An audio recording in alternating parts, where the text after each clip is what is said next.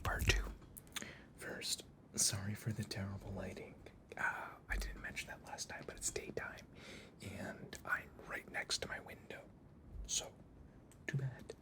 I figured before we go back to airplay here, I can't zoom in, but people always ask me about what I'm doing for my setup. Obviously, this isn't the best example of the sound, but I'm using a noise suppressor first, the Waves NS1. Then I just have a channel compressor on. This is our channel.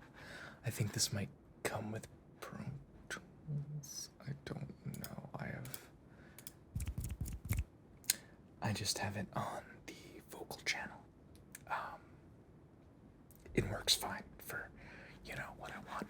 And then I have a slight master on through Ozone channel with a little equalizer to get rid of those lows. And I've noticed that with this mic, it's really mid-range, so I'm boosting the highs slightly with a little bit just normal dynamic compressor on. I want to say these three are just preset.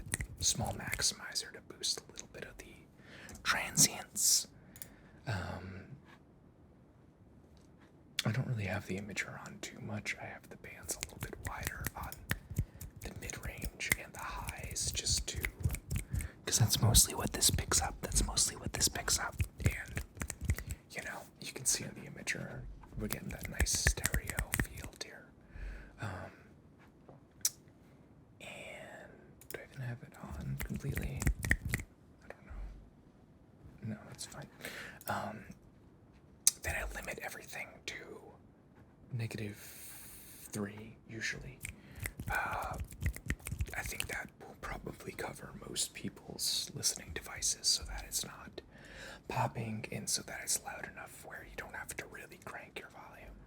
And then I just have a post EQ to clean things up.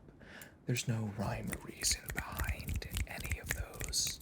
Just doing it what sounds good to me at the time.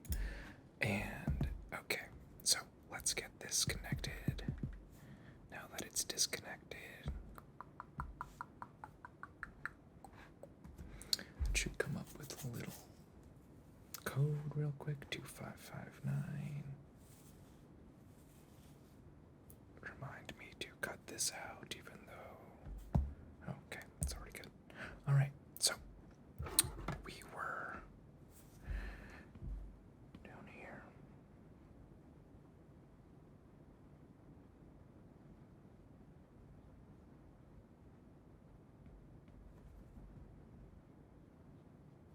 I didn't mean for this little lip thing to be here, but I love it, so let's really accentuate that by starting with a little more red here. Then we'll blend those sides in a little so that it's not as pertinent of a different coloration. I want it to be subtle but still noticeable. I don't want it to be the first thing you look at in this piece, but it's a great when your eye does notice it, it's a great oh hey, look at that.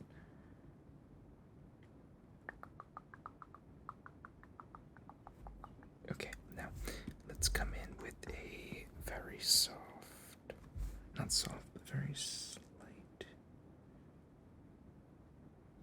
mix here.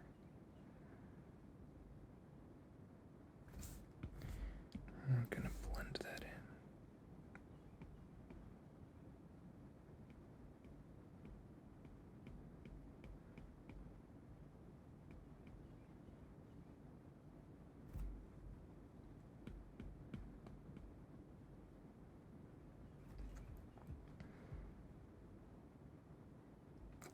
Yeah, that's cool. It's very slight. I might maybe taking some of this lighter color underneath that red and just blending it up, and then taking that separation between the light and that red, and then the dark edge and the light, and really just narrowing it down.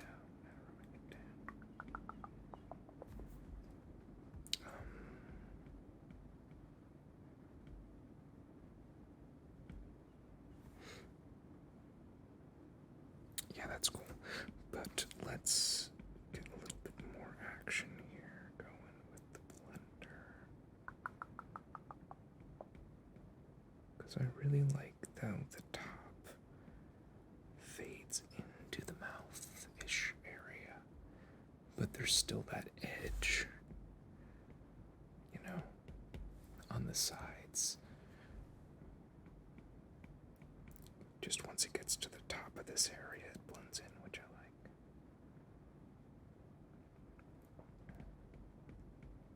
And you know, this is what Bob Ross always talks about, where like happy accidents and stuff, or basically just looking at something when he means that is like, don't be afraid to even have a plan when you're doing art. Like I don't usually, and it's fine if you do. I think it's impressive if you do, just because it's not who I am. So like I don't get it, and I'm jealous. But most of my pieces just kind of randomly occur in my brain while I'm doing them. And, you know, that's a style within itself. When I'm painting, I don't really do that. But with digital art, I can, you know, you can change things on the fly so much that it's easier to just be open to whatever the canvas is going to give you. Because this came out a lot cooler than I thought it was going to when I started it. I didn't really like this mouth. Hold up.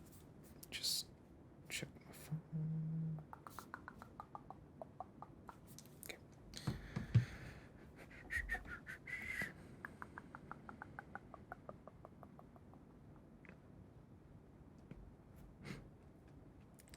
And then, you know, this little chin area here, I added some highlights to that a little while ago, which I don't know if I'm gonna, yeah, I should probably match it on this side a little bit. What was I using? This little green. Just for some continuity, and then you know what, I'll use that down here on the chin too, and right here,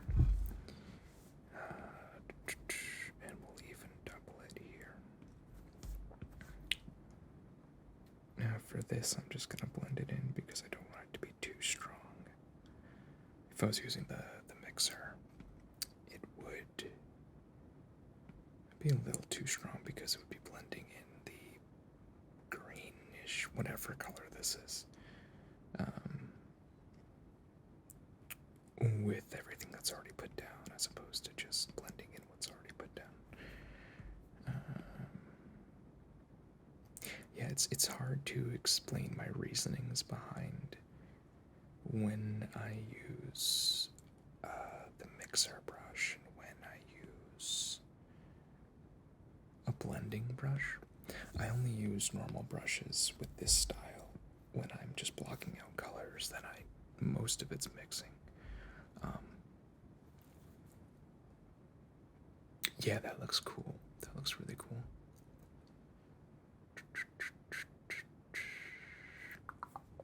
Okay, let's keep going down here.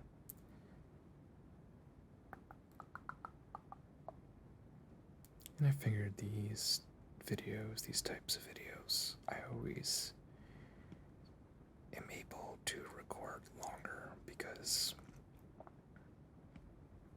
I would be doing this anyways, and I just kind of, you know, art's one of those things things where it's something I love and I get easily hyper focused on it. So much so that I don't know where April went and I forgot to upload. I've been using my free time mostly to just get better and learn art and really dive into it more. I've always been an artist, but with being on new medication and being able to focus now, I just have this thirst to want to learn and learn as much as I can, because I never went to art school. I've taken, art classes periodically throughout my life, but most of what I know I've just kind of taught myself or learned by doing as opposed to classes. And I'm now realizing that now most of that was because I could never focus, but now that I have medication that helps with that, it's just I want to learn all these things, and I want to learn different techniques and really just the basics of art, because I think what's mostly lacking in my art right now, personally, are those foundational layers. I've been reading this, I don't know if you can see it, I don't have my camera screwed up so you can, and then I have an anatomy book over here, and I'm just working on really just learning anatomy and learning the human body and learning shapes and lighting more, because I think I'm at the point where I really just need to focus on my lighting and my colors when it comes to developing my own style.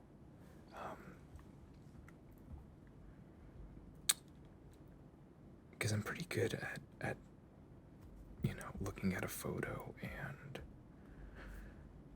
drawing it. Well, I can show you one that I was working on down here, which is just a landscape. This is all freehand on where you can see the non-blended layer here. And then this is where I started blending. And I'm getting good at landscapes and other stuff, but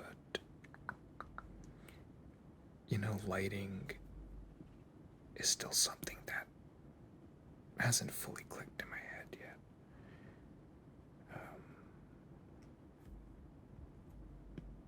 I don't know. Most of the artists that I follow online are just so good, and I've just been really inspired by my peers and my online friends and the art they've been creating, and it's just, can you hear that wind? It's really windy out, absurd.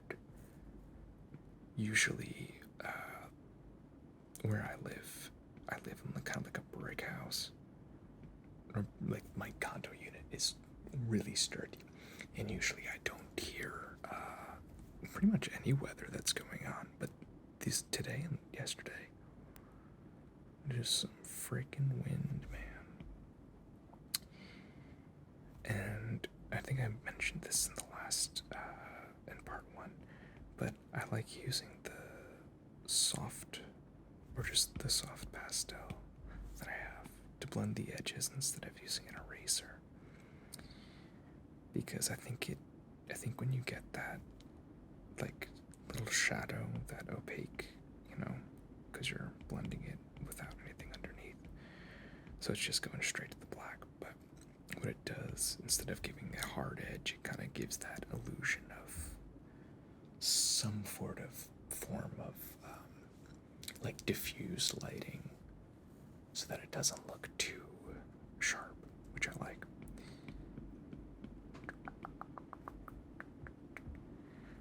I think last episode I said it was going to come in with some highlights or something here, but I don't know. I kind of like the way it is. This, however, this I'll come in with an eraser, and then come in small, blend it through.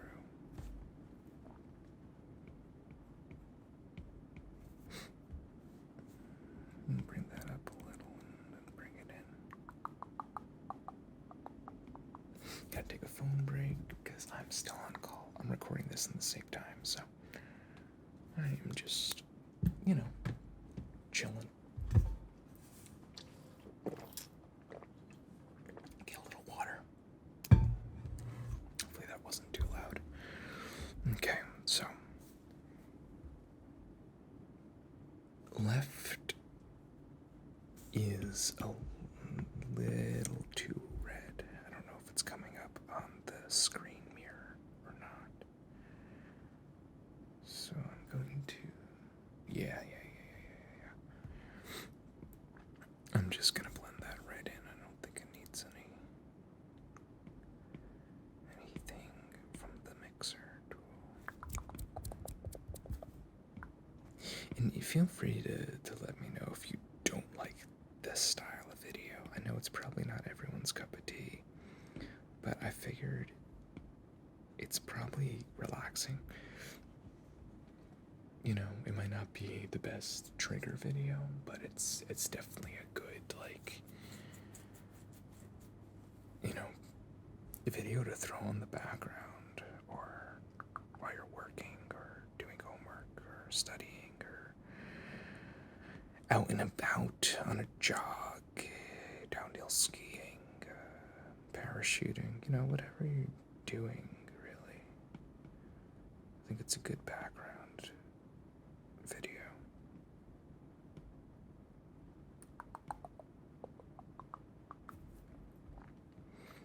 I'm gonna do this little, I might leave this textured, the whatever that is. I don't know what I was doing.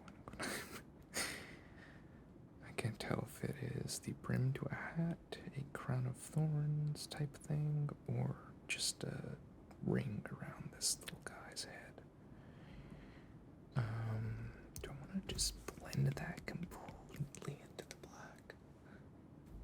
I actually kind of like that little excess brown that's bleeding out there.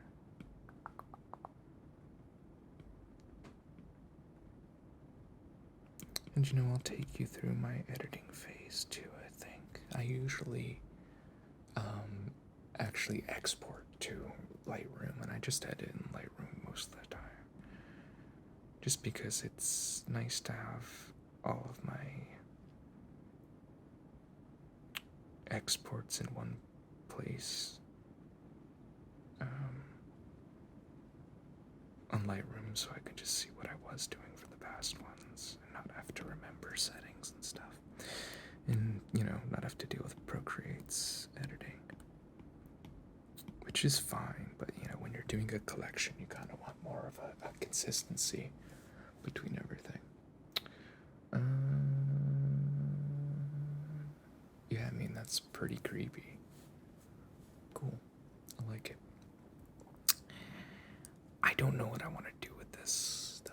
I think I want to keep it textured, but I want it a little less textured.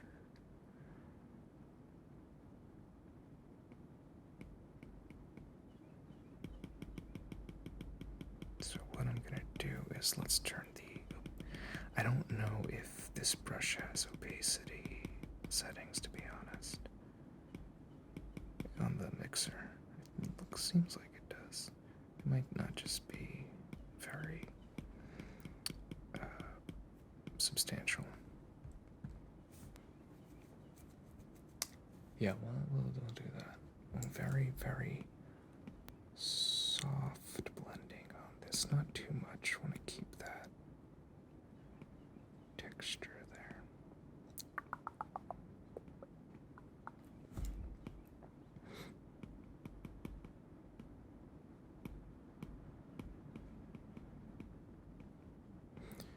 And since this is just kind of what I do with my days as art, I might you know, if I start one as a video, you know, I might finish it off video, and or, you know, the second or third video might be a little bit further along.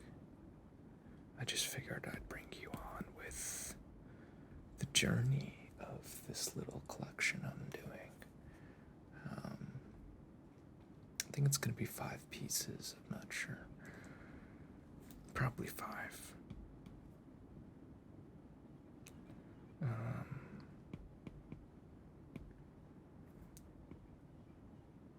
Mainly just, I want to play around with color palettes, and that's kind of what I've been doing, really. Is just picking a palette, whether it be a, ooh, that's not big enough, whether it be a Procreate palette that it comes with, which I think this is, or ones I download. I just find it fun to, I don't want it thick. I find it fun to like pick a palette and stick with it and not use the colors of reference. You know, not use the colors of a photo, or not pick colors you want, because I think, you know, keeping, I'm using the Baroque one, keeping your color palette concise in a piece is very important in terms of color harmony, you know. And when you're, you know, using a color wheel in, or HLS, whatever that is on here, HSB, or this, you know, you have all the colors available to you. So you could be picking a, you know, this really kind of vibrant purple, and then have this soft orange-y red, and that's not really gonna, it's not really gonna look great on the same palette, you know. So like if I were using this pinkish red, keep that in mind right here, and I wanted to use a purple as well, you know, I would use a less saturated, because that would fit more. Basically what I'm trying to say is, I don't know how that got down there, but it's nice to just have those color palettes for you, just right out there. Anyways, I kind of like it the way it is. I don't know if I'm gonna add any more highlights or anything. Yeah, I don't know. I kind of like it, this one, so that doesn't mean I'm not gonna like do more off video or off screen. But I think to end this piece, this one, let's, oh no, not a TIFF. Let's do a PNG to Lightroom. Pardon me, I'm probably gonna cut this out. Okay, now we're in Lightroom. So,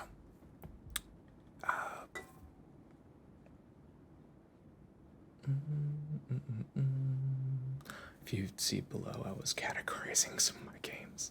I have a collection like at my parents' house that I need to organize and stuff, and I took photos of everything to do that. So I think we're gonna bring the exposure up a little, the contrast up a little, highlights up a little, shadows down. It's not really doing much. I like kind of just going like that, and then like that, and just to see, you know, that's how I determine my lighting.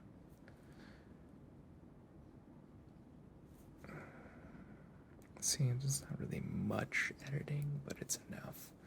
And I don't think this will be my final export. I just want to show you what I do. And I like bringing the texture and clarity up a little bit. I love doing a dehaze. Depending on the piece, I'll either go right or left. And then I love putting a little bit of a vignette on to give more lighting. And then I'll just put, you know, a little green and a little output sharpening here. But yeah, that's basically what I would do if I were done with this completely.